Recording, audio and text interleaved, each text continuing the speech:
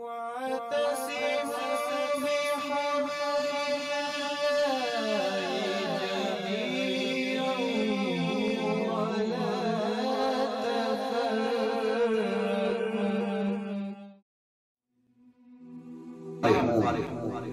کے پاس جو کچھ ہے وہ اسی پہ خوش ہے.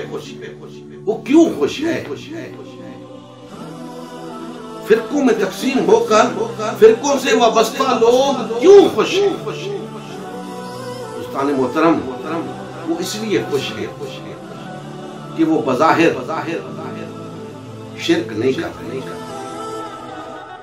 بظاہر شرک نہیں کر رہے، بظاہر وہ نمازیں بھی پڑھ رہے ہیں، بظاہر وہ روزے بھی رکھ رہے ہیں، حج بھی کر رہے ہیں، زکوٰۃ بھی دے رہے ہیں، دیگر بھی جو کام جس کی سمجھ میں آتے ہیں وہ کر رہے ہیں. اس لیے وہ خوش ہیں کہ جو کچھ ہمارے پاس ہے یہی دین ہے. اور یاد رکھیں، اللہ کے رسول صلی اللہ علیہ وآلہ وسلم نے اس بنیاد پہ کسی فرقے کو جہنمی قرار دیا ہی نہیں کہ وہ کلمے کا انکاری ہو گیا ہے، وہ نماز کا انکاری ہو گیا ہے، وہ روزے کا انکاری ہو گیا. کیوں؟ ان باتوں سے تو جو انکار کرے گا وہ تو سب کے سامنے دار اسلام سے خارج ہو جائے گا. بھائی جو کلمے کا انکار کرے، جو نماز کا انکار کرے، روزے کا انکار کرے، اسے تو سب لوگ کہیں گے یہ تو دار اسلام سے خارج ہے. اس کی تو بات ہی نہیں ہو رہی. بات ہو رہی ہے ان لوگوں کی جو اس بات پہ مطمئن بیٹھے ہیں کہ ہم صحیح. ان کے لیے فرمایا جا رہا ہے ان میں سے 72 جہنم میں. بھائی دیکھیں، نماز بھی پڑھ رہے ہیں، وہ روزہ بھی رکھ رہے ہیں، اور ایسا کوئی کام نہیں کر رہے جس کی بنیاد پہ انہیں شک گزرے کہ ہم جہنم میں جائیں. وہ اپنی طور پہ توحید پرست ہیں، شرک نہیں کر رہے. اپنے طور پہ وہ نبی کریم صلی اللہ علیہ وآلہ وسلم کی سنت مبارکہ پر چل رہے ہیں. ہر فرقہ، ہر گروہ، یعنی اپنے طور پہ وہ دین پر عمل پیرا ہیں، اس بات پہ مطمئن ہیں. اسی لیے نبی کریم صلی اللہ علیہ وآلہ وسلم نے بھی اس بنیاد پہ کسی فرقے کے حوالے سے بات ہی نہیں فرمائی. دوستان محترم، سوچنے کی بات ہے کہ پھر کیوں جہنمی قرار دیا بات ہے، جبکہ اس کی وجہ نماز بھی نہیں، روزہ بھی نہیں، حج بھی نہیں، زکوٰۃ بھی نہیں. اور اگر کسی چیز سے کوئی گروہ انکار کرتا ہے تو وہ تو ویسے ہی دار اسلام سے خارج ہو جاتا ہے. اسے کچھ کہنے کی ضرورت نہیں ہے.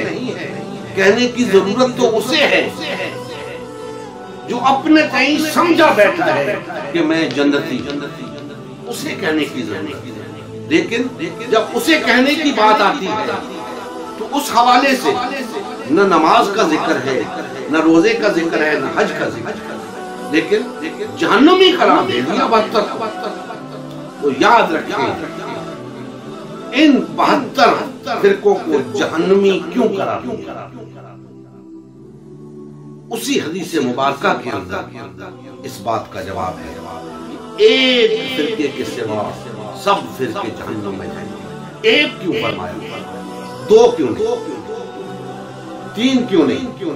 4 کیوں نہیں؟ اس لیے کہ دین جو تعلیم ہمیں دیتا ہے اس کے نتیجے میں ایک ہی جماعت وجود میں آتی ہے. 2 نہیں، 3 نہیں، 4 نہیں. لہذا اس کے سوا، اس ایک جماعت کے سوا جتنی جماعتیں دین کے نام پہ بنیاد وجود میں آئیں گی وہ سب کی سب جہنمی، کیونکہ تفرقہ کیا انہوں نے. اللہ کا انکار نہیں کیا، اللہ کے رسول کا انکار نہیں کیا، نماز روزے کا انکار نہیں کیا، تفرقہ کیا.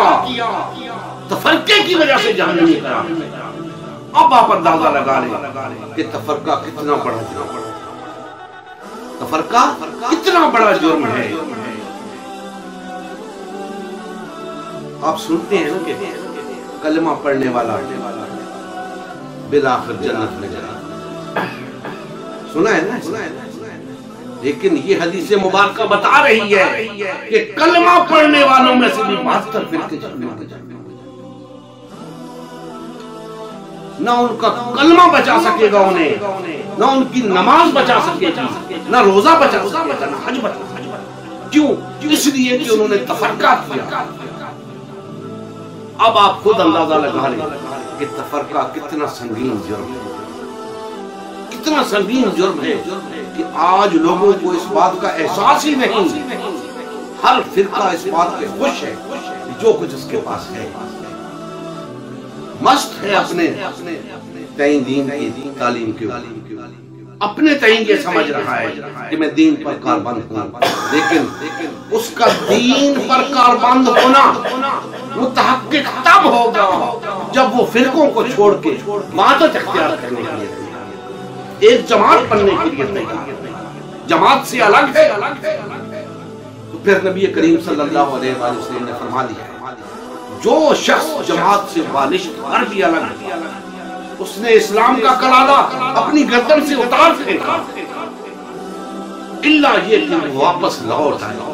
جب تک وہ واپس نہیں لوٹتا اس کا اسلام کے ساتھ کوئی تعلق نہیں بنتا. اسے اسلام کے ساتھ اپنا تعلق جوڑنے کے لیے، بحال کرنے کے لیے واپس جماعت میں لوٹنا، اسی ایک جماعت میں، کیونکہ دوسری جماعت کا کوئی تصور نہیں. دوستان محترم، ہم نے یہ جدوجہد شروع کی ہے امت مسلمہ کی تشکیل نو. اس کا بنیادی مقصد ان تمام مسلمان بھائیوں وحدت کی لڑی میں پرونا، انہیں یہ دعوت دینا کہ لوٹو اللہ اس کے رسول کی طرف. جہاں تم کھڑے ہو اسلام تمہیں وہاں نہیں دیکھنا چاہیے، اسلام تمہیں وہاں مسلم تسلیم نہیں کرتا، اسلام تمہیں مسلم ایک جماعت کے اندر تسلیم کرتا ہے. اور وہ جماعت بن جائیں، کیا کریں؟ اور وہ جماعت بن جائیں جہاں اللہ بھی ہمیں قبول کرے، اللہ کا رسول بھی ہمیں قبول کرے، ہمیں دین بھی وہاں مسلم قبول کرے، دنیا بھی تسلیم کرے ہاں یہ مسلم ہے. سب مل کر اللہ کی رسی کو مضبوطی سے تھامے رکھنا اور تفرقہ نہ کرنا.